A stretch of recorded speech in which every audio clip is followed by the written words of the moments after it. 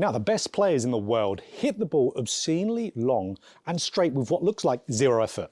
Let's look at Jon Rahm here. So Jon Rahm, with his incredibly short swing, his stock 8-iron yardage is 171 yards. So him just going at it normal, nice and comfortable, 171 with what looks like half a backswing. How on earth does he do that? And all the top players in the world do that. And I'm going to show you with this 1 5-minute drill that far surpasses hitting thousands of golf balls on the driving range to learn this move, which is going to be beneficial for every single one of you watching. So what is this 5-minute drill? And you can do this at home as well. So great for winter practice. And that is a heavy golf club. So what does swinging a heavy golf club do?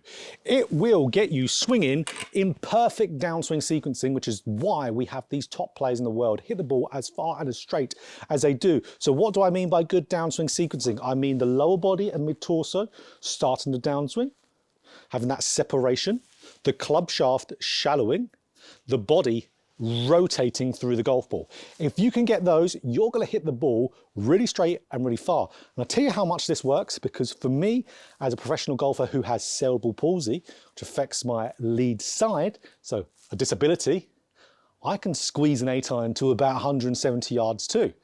How can I do that?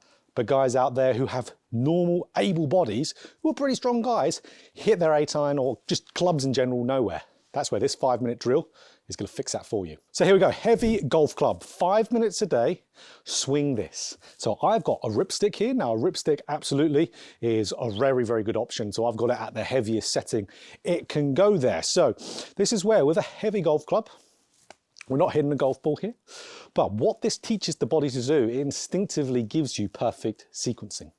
So if I do a few swings here, well, we could hear the characteristic ripstick of the whistle going through impact. But when we've got, and swinging something that's heavy, something that has mass, it will move your body and club in a very different way than what you might be used to. So as soon as I start the downswing with a heavy club, my lower body and mid-torso will instinctively move first. It will instinctively rotate and swivel. So that's really going to help me, of course, with my transition. Because if I'm a guy who swings, let's say, over the top, for example, if I swing over the top of a heavy club, that's going to be incredibly uncomfortable and potentially injury risk. So that's where you're instinctively not going to do that. When we have that heavy club, that club wants to stay a little bit more back behind it, wants to stay up here at the top. That's what you'll start to feel. And that lower body will start to turn and start to separate. And look what's happening as I am just demonstrating that. The club shaft is shallowing. Because again, if we're swinging something that has mass to it, that's a little bit heavier than a normal club, weighted club, the club is going to start to pitch behind, because when we've got more mass here, it wants to stay more back of the body, so your body can control this going through the hitting area, which then leads us to that last point there, the rotation going through that golf ball. You're not going to have that good separation, that good shallowing, and just fire the hands and arms, because again, when you're using a heavy club, if you do that, you're gonna, one, be stalling out all speed, but why your body is not gonna stall this all out is because it's gonna be damaging.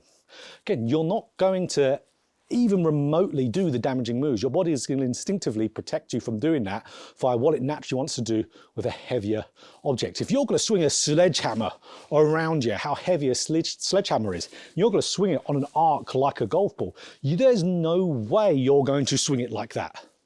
No way. You're going to swing it in more, keeping to an arc. It's going to move shallower, and it is going to use your body rotation more instinctively.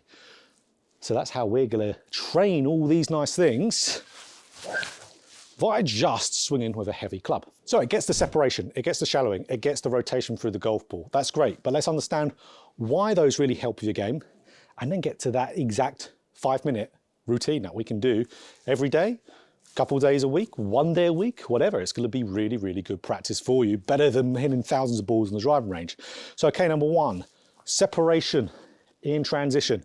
Of course, what that's going to do, that's going to help you, one, start that good, powerful sequencing. If I can get my lower body and mid-torso rotating first, that's starting that nice kinetic chain, that good sequencing running through. So you're going to get lots of torque and tension building up through that body.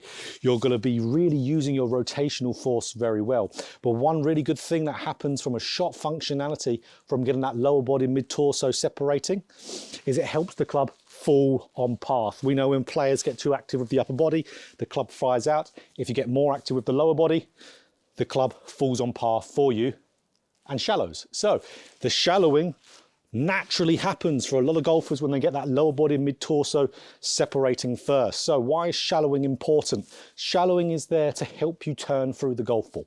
So help you rotate. Because if I shallow the golf club, now rotate, the club falls onto the golf ball absolutely perfectly.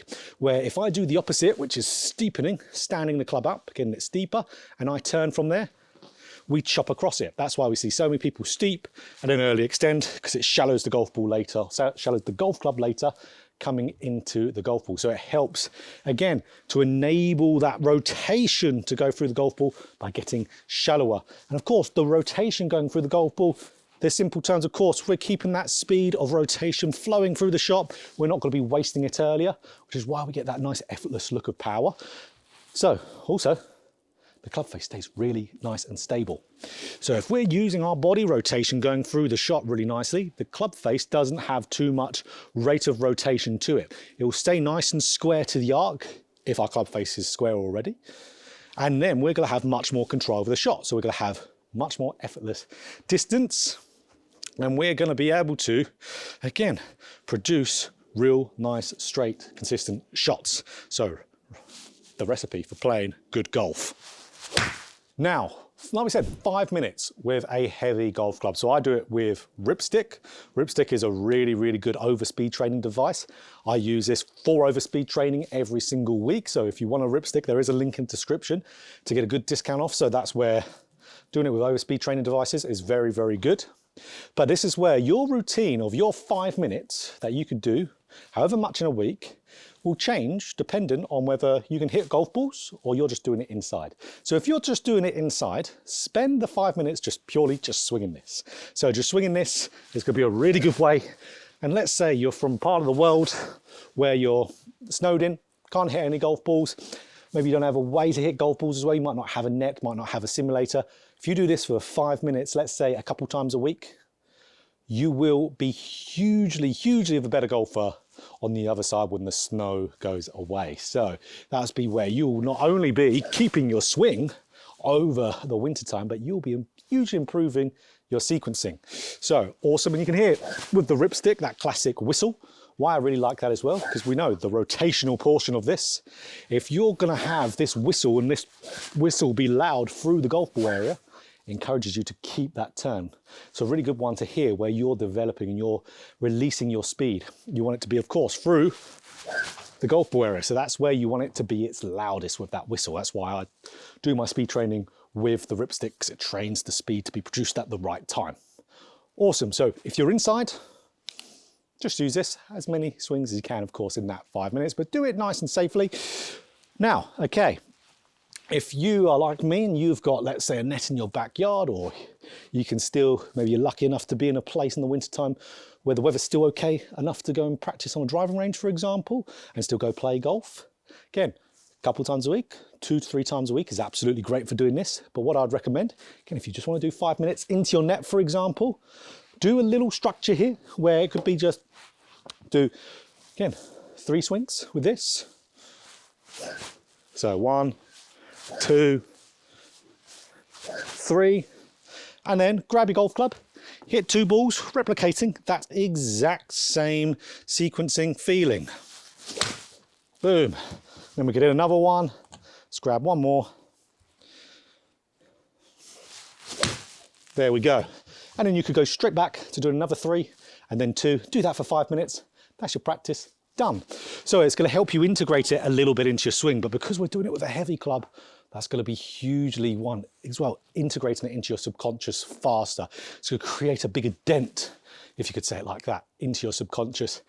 And of course, that's what we need to be able to make this change, so you ingrain into it. So heavy club, absolutely essential. Again, there's a link to a Ripstick discount in the video description, but this trains everything you want for a good downswing sequencing without having to think about it. So that's why, as bold as the title is, it can absolutely beat just 5 minutes of it, thousands of golf balls on the range.